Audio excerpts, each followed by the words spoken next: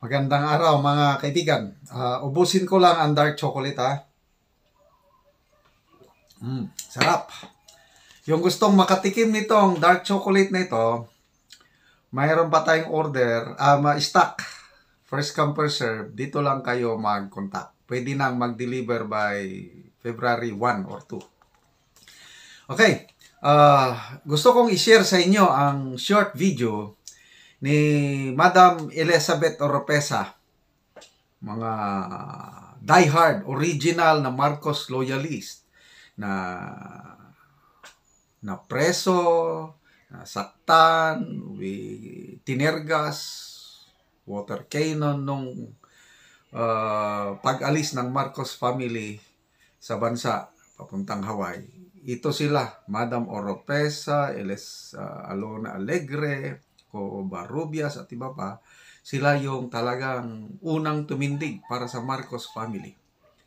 Ngayon, sa kanyang video na ito is talagang kinumpirma niya na there is something wrong na nangyayari sa administrasyon ng Marcos Jr. At ipinaliwanag niya yung, sinuportahan niya yung pahayag ni Senator Amy na ang kanyang kapatid na presidente ay napapalimutan ng mga Jejemonyo o Jejemonyo. Ano na lang. So, nakakasakit na isipin na itong mga tao na umasa sa magandang ibubunga ng Marcos Jr. administration na bayan babangon muli ay kabaliktaran ang nangyayari. So salamat at nagsalita na po si Senator Amy. Ito, sinusuportahan ni Miss Elizabeth Oropesa. Salamat yung nangyaring prayer rally sa Davao kagabi at nagsalita na si PRRD at iba pang mga speakers. Sana maliwanagan ng taong bayan sa totoong kalagayan ng ating bansa. At sana ang Diyos ang mag-intervene para hindi ito mauwi sa any form of political instability na magpabagsak sa ating ekonomiya at ang kawawa ang mga tao nasa laylayan. Okay, pakinggan natin si Miss Elizabeth Oropesa. Kailanman hindi dapat pagdudahan ang pagmamahal ng ating Senator Amy Marcos sa kanyang kapatid na si PBBM. Ipinagbilin ng kanilang ama sa panganay na anak ang kanyang kapatid na si PBBM. Pero hindi nyo rin pwedeng tawaran kung gaano kamahal ni Senator Amy Marcos ang ating bansa at ang ating mga kapwa Pilipino. At ang lahat na nangyayari ngayon ay hindi maganda. Sa tingin niya, kaya nagkakaganito ay dahil nabihag ang ating Pangulong PBBM ng mga demonyo. Nakikita nyo naman ang kalagayan ngayon. Ang gulo-gulo na. Ang hirap awatin ng mga masasamang tao. Wala ng takot. Hindi ginagalang ang presidente. Nabihag na ba talaga ng demonyo? Ramdam nyo naman po siguro, hindi ba? Sarili na niyang kapatid. Si Senator Amy Marcos, na anak ng ating itinatanging Ferdinand Marcos, ang ating Apo Marcos, na pangulong talaga namang sinundan ko at pinakamamahal. Inalayan ko ng aking ilang taong panilbihan bilang isang loyalista. Hindi naman alam ng mga bagong loyalista kung anong pinagdaanan ng mga katulad ko. At hindi katulad ng iba ngayon na ipinangangalandakan yung mga kakarampot na ginagawa nila. Naaawa po ako sa ating bansa. Naaawa rin po ako sa kalagayan ni Senator Amy Marcos. Alam ko kung ano nararamdaman niya. Kilala ko po siya, mga bata pa po kami. Alam ko kung anong nararanasan niya. Paano ang gagawin ng isang ate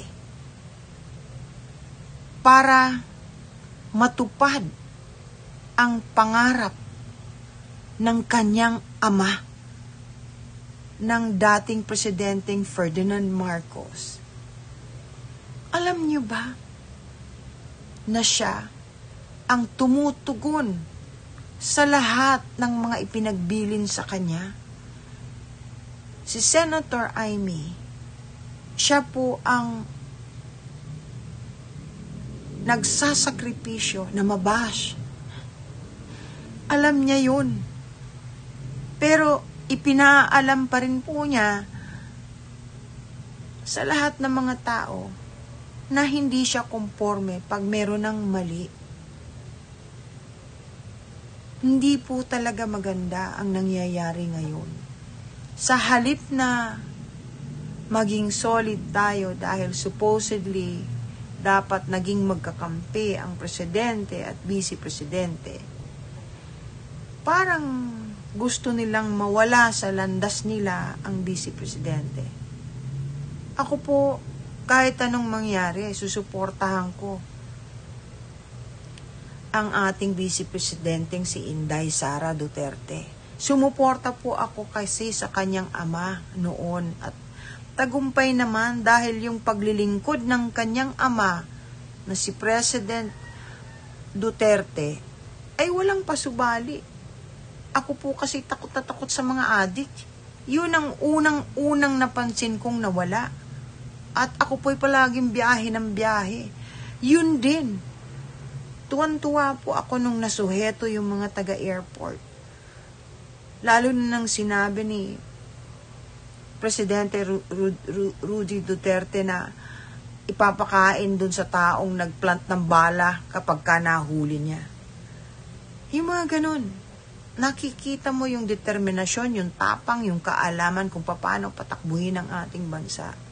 Ito, yung ngayon po, hindi ko po tinatawaran ang kaalaman ng ating presidente. Kaya lang, hindi ma-deliver. Hindi mo maramdaman, hindi mo makita. Puro talk show. Paano na tayo? Paano na po? Wala po akong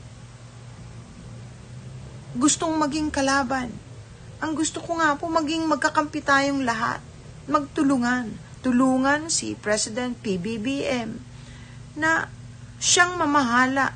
Siya ang maging pinuno ng ating bansa, yung totoong pinuno. Siya dapat ang magpatakbo.